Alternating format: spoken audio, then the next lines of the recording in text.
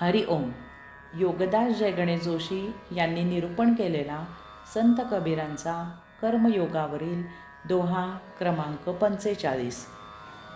माया कु माया मिले, कर कर लंबे हाथ, निस्प्रेही निर्धार को, ग्राहक दीनानाथ.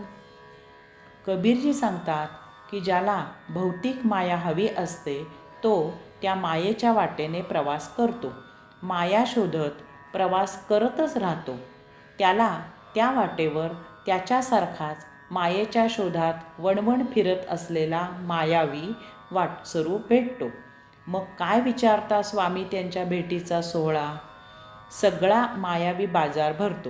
दोघेही समव्यसनी, समविचारी, समदुःखी एकमेकांना चांगले लांब हात पसरून दीर्घकाळ घट्ट मिठी मारतात.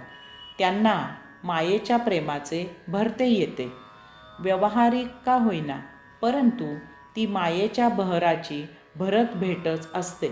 मग ते मायावी एकमेकांकडे पाहून मायावीच हसतात, एकमेकांची मायावी चौकशी करतात, एकमेकांशी मायावी भाषा बोलतात, सौख्यकारी गोष्टींचे मायावी कौतुक करतात आणि दुःखद घटनेबद्दल मायावीच सहानुभूती व्यक्त करतात. येथे दोघांकडूनही होत असलेला कसलेला मायावी अभिनय मोठा पाहण्यासारखा असतो.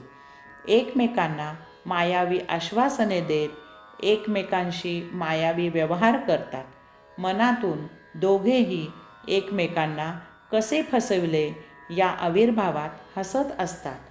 एकमेक दुसऱ्याला कशी मायावी टोपी घातली या मायावी भ्रमात पुन्हा लवकरच भेटण्याचे तोंड भरून मायावी आश्वासन देतात आणि पुढील गिऱ्हाईक शोधायला तीच मायावी वाट तुडवू लागतात.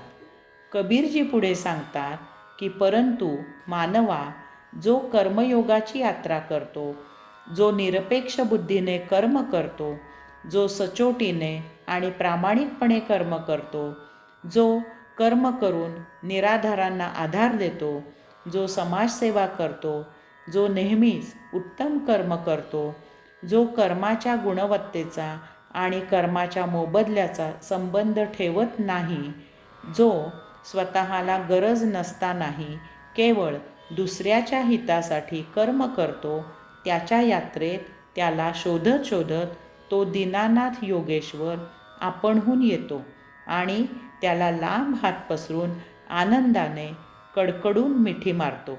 यास्तव कर्म कसे करायचे हे ज्याचे त्याने ठरवावे. हरि ओम.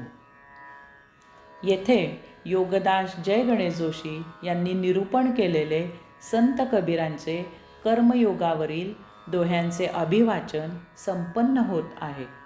ओम तत्सत त्वम असि.